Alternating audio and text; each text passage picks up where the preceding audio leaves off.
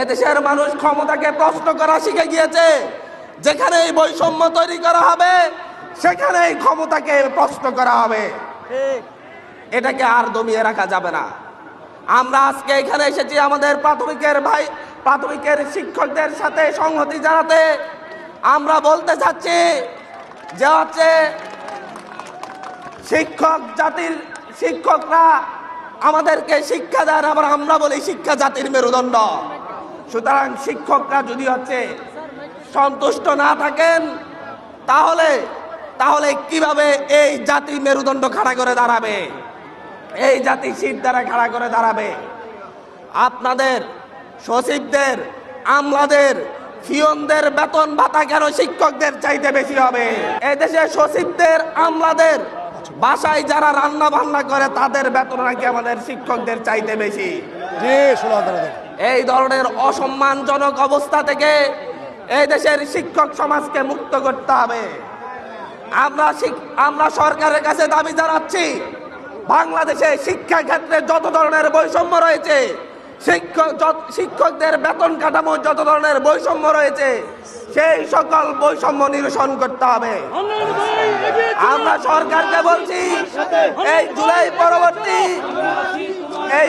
পরবর্তী এই গণ অভ্যুত্থান পরবর্তী, এই বিপ্লব পরবর্তী বাংলাদেশে পরিবর্তনের জন্য সবচেয়ে প্রয়োজন শিক্ষা ব্যবস্থার সংস্কার। শিক্ষা ব্যবস্থার সংস্কার না হলে এদেশে কোনো পরিবর্তনই সাস্টেইনেবল হবে না। আমরা বলছি অতি দ্রুত শিক্ষা কমিশন গঠন করে শিক্ষা ব্যবস্থার আমূল পরিবর্তনে ভূমিকা রাখতে হবে। এটা আমাদের জুলাইয়ের দাবি, এটা আমাদের জুলাই বিপ্লবের দাবি, এটা জুলাই বিপ্লবে অংশগ্রহণ করা আমাদের প্রত্যেকটা মানুষের দাবি। শিক্ষা কমিশন গঠন না হওয়া, শিক্ষা ব্যবস্থার আমূল সংস্কার না হওয়া, শিক্ষকদের বৈষম্য, শিক্ষার্থীদের বৈষম্য নিরসন না হওয়া, এটা মূলত জুলাইয়ের সাথে গাদ্দারি। সুতরাং এই সরকারের কাছে আহ্বান জানাচ্ছি, অতি দ্রুত শিক্ষা কমিশন গঠন করে যত ধরনের বৈষম্য এদেশে বিরাজমান রয়েছে শিক্ষা ক্ষেত্রে, সকল ধরনের বৈষম্য নিরসনে সরকারকে অঙ্গীকারবদ্ধ করতে হবে। আমরা চাই না শিক্ষকরা যখন আন্দোলন শুরু করেছেন তখন আপনারা এসি রুমে বসেছিলেন।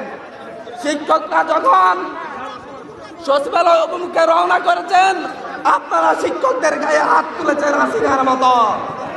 আমরা আজকে প্রথম দিন এসেই বলছি, কোন মতে শিক্ষকদের গায়ে যেন হাত তোলা না হয়, কোন মতেই যেন আন্দোলন দমনের চেষ্টা করা না হয়। সে হাসিনার মতো প্রথমে দমনের চেষ্টা, দমনে ব্যর্থ হলে সমঝোতার চেষ্টা, সমঝোতায় ব্যর্থ হলে দাবি মারার যেই রীতি রেওয়াজ চালু রয়েছে সেটা বন্ধ করতে হবে। শিক্ষা উপদেষ্টাকে এখানে এসে শিক্ষকদের সাথে আলোচনা করে শিক্ষকদেরকে বলতে হবে, তাদের সাথে সমঝোতা করতে হবে এবং আলাপ আলোচনার ভিত্তিতে যৌক্তিক দাবি মেনে নিতে হবে। জাতীয় নাগরিক পার্টির পক্ষ থেকে, এনসিপির পক্ষ থেকে, জুলাই গণ অভ্যুত্থানের পক্ষ থেকে এই সরকারের কাছে আমার সর্বশেষ আহ্বান, শিক্ষকদেরকে, আমাদের মাথার তাজদেরকে রোদে পুড়তে দিবেন না, বৃষ্টিতে ভিজতে দিবেন না। অতি দ্রুত আজকের মধ্যে সম্ভব হলে আজকের মধ্যে আলাপ আলোচনার ভিত্তিতে এই সংকটের সমাধান করুন। আগামী নির্বাচনে জাতীয় নাগরিক পার্টি এককভাবে ইলেকশন করবে এবং নতুন বাংলাদেশের দ্বার উন্মোচিত করবে ইনশাআল্লাহ। পাকিস্তানের ইমরান খানকে ভুলে যাইয়েন না।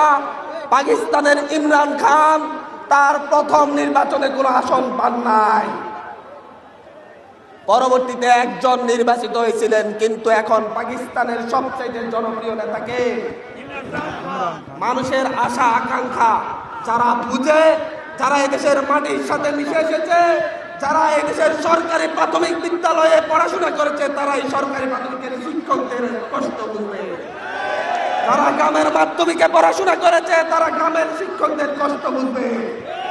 সুতরাং আপনারা যারা ইংলিশ মিডিয়ামে পড়াশোনা করেছেন কিংবা প্রাইভেট স্কুল কলেজে পড়াশোনা করেছেন তারা কষ্ট বুঝবেন না। আমরা জাতীয় নাগরিক পার্টি সেই মধ্যবিত্ত নিম্নবিত্ত শ্রেণীর প্রতিনিধিত্ব করি।